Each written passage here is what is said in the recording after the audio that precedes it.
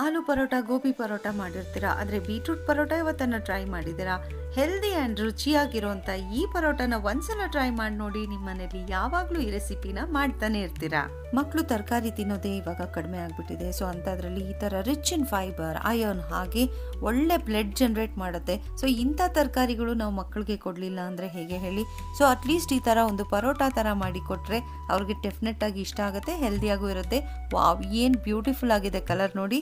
ಒಂಚೂರು ಉಪ್ಪಿನಕಾಯಿ ಹಾಗೆ ಮೊಸರು ಜೊತೆ ತಿಂತಾ ಇದ್ರೆ ಸಖತ್ ಟೇಸ್ಟಿ ಆಗಿರುತ್ತೆ ಈ beetroot paratha. So welcome to Greens and Spices kitchen. ನಮ್ಮ ಚಾನಲ್ ಇನ್ನೂ ಯಾರು ಸಬ್ಸ್ಕ್ರೈಬ್ ಆಗಿಲ್ವೋ ಪ್ಲೀಸ್ ಸಬ್ಸ್ಕ್ರೈಬ್ ಮಾಡ್ಕೊಳ್ಳಿ ಅಂತ ಹೇಳ್ತಾ ಹೇಗೆ ಮಾಡೋದು ಬೀಟ್ರೂಟ್ ಪರೋಟ ನೋಡೋಣ. Let's start the video.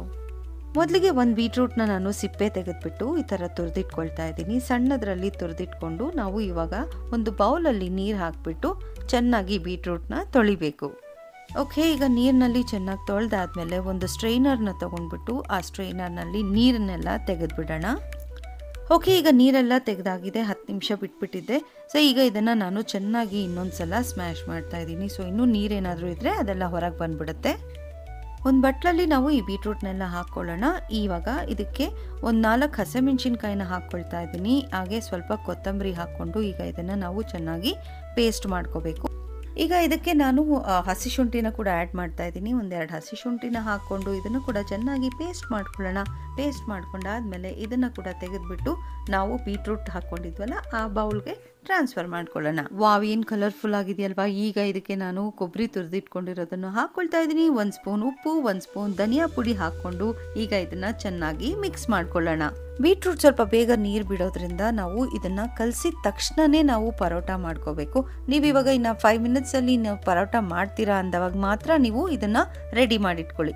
So ನಾನಿವಾಗ ಇಲ್ಲಿ ಚಪಾತಿ ಹಿಟ್ಟನ್ನು ಕಲಸಿಟ್ಕೊಂಡಿದ್ದೀನಿ. ಈ ಥರ ಸಣ್ಣ ಸಣ್ಣದಾಗಿ ಬಾಲ್ಸ್ನ ರೆಡಿ ಮಾಡಿಟ್ಕೊಳ್ಳೋಣ.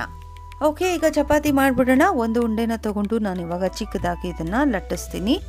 ಸೊ ಒಂದು ಚಪಾತಿ ಮಾಡಿದಾಯಿತು. ಈಗ ಅದೇ ಥರ ಇನ್ನೊಂದು ಚಪಾತಿನೂ ಲಟ್ಟಿಸ್ಕೊಂಡ್ಬಿಡೋಣ. ಈ ಥರ ಲಟ್ಸಾದ್ಮೇಲೆ ಈಗ ನಾನು ಸೈಡ್ಸ್ನಲ್ಲೆಲ್ಲ ಒಂದು ಸ್ವಲ್ಪ ತುಪ್ಪ ಹಚ್ತಾ ಇದ್ದೀನಿ. ತುಪ್ಪ ಹಚ್ಚೋದ್ರಿಂದ ನಾವು ಸೈಡ್ಸ್ನಲ್ಲೆಲ್ಲ ನೀಟಾಗಿ ಕವರ್ ಆಗುತ್ತೆ ಅಂತ ಹಚ್ತೀವಿ.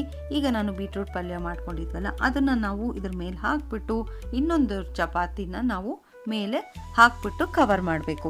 ಸೊ ಈ ಥರ ಚೆನ್ನಾಗಿ ಪ್ರೆಸ್ ಮಾಡಿಬಿಟ್ಟು ಈಗ ಮತ್ತೆ ಒಂದು ಸ್ವಲ್ಪ ಗೋಧಿ ಹಿಟ್ಟನ್ನು ಹಾಕ್ಕೊಂಡು ಲಟ್ಸಿದ್ರೆ ನಮ್ಮ ಸೂಪರ್ ಸ್ಪೆಷಲ್ ಹೆಲ್ದಿ ಆಗಿರೋಂಥ ಬೀಟ್ರೂಟ್ ಪರೋಟ ಅಂತೂ ರೆಡಿ ಆಗೋಗುತ್ತೆ.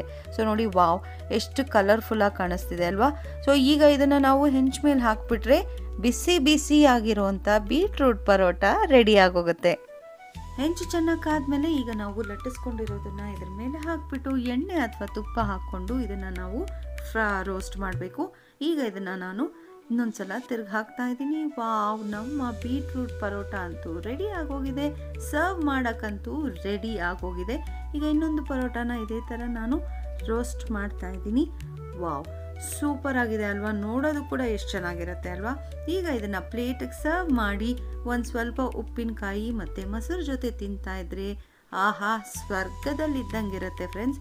ನೋಡಿ, ಮೇಲೆ ಮತ್ತೆ ಒಂದು ಸ್ವಲ್ಪ ತುಪ್ಪ ಹಾಕ್ಕೊಟ್ಬಿಡಿ ನಿಮ್ಮ ಮಕ್ಕಳಿಗೆ, ಟಪ ಟಪ ಅಂತ ಖಾಲಿ ಮಾಡಿಬಿಡ್ತಾರೆ.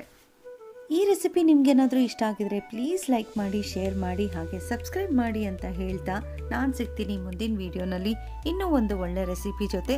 ಅಷ್ಟರಲ್ಲಿ ಪ್ಲೀಸ್ ಇದನ್ನು ಟ್ರೈ ಮಾಡಿ ಹೇಗಿದೆ ಅಂತ ಕಮೆಂಟ್ ಮಾಡಿ ತಿಳಿಸೋದನ್ನು ಮರಿಬೇಡಿ. Thank you so much for watching this video.